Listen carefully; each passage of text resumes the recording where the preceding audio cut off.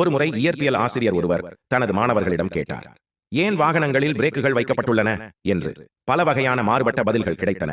நிறுத்துவதற்கு, வேகத்தை குறைப்பதற்கு, மோதலை தவிர்ப்பதற்கு, மெதுவாக செல்வதற்கு, சராசரி வேகத்தில் செல்வதற்கு என பல்வேறு பதில்கள் மாணவர்களிடம் இருந்து வந்தது. அப்போது எங்கோ இருந்து வந்த வேகமாக ஓட்டுவதற்கு என்ற பதிலை சொன்ன மாணவனை பார்த்து மற்ற மாணவர்கள் சிரித்தனர். ஆனால் அந்த பதிலே சிறந்த பதிலாக ஆசிரியரால் தேர்வு செய்யப்பட்டது. ஆம் நண்பர்களே, பிரேக்குகள் நாம் வேகமாக செல்வதற்காகத்தான் வைக்கப்பட்டுள்ளன. உங்கள் காரில் பிரேக்குகள் இல்லை என்று வைத்துக் கொள்ளுங்கள். நீங்கள் உங்கள் காரை எவ்வளவு வேகமாக ஓட்டுவீர்கள்? நிச்சயமாக உங்களால் வேகமாக ஓட்ட முடியாது.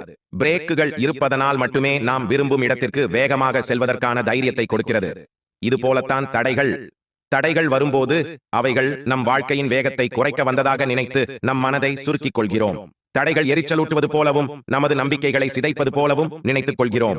உங்கள் வாழ்க்கையில் வரும் பிரேக்குகள் உங்கள் வேகத்தை குறைப்பதற்கு அல்ல, வேகமாக செல்வதற்கு தான்.